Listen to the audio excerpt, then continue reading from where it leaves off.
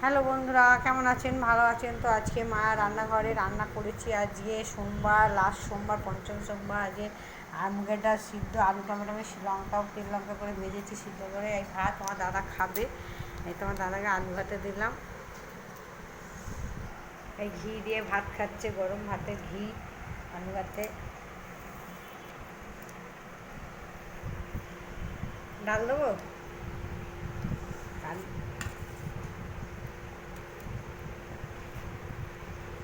ডাল সিদ্ধ দিলাম।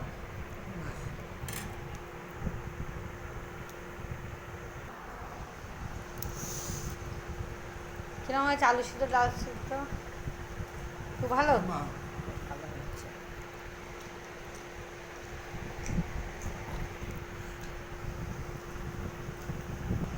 খুব ভালো হয়েছে বললো। আজকে লাস্ট সোমবার, আজ এই খাওয়া হলো। সোমবার আমাদের সোমবার হয়ে গেল। খুব ভালো লাগলে একটু লাইক দেবেন।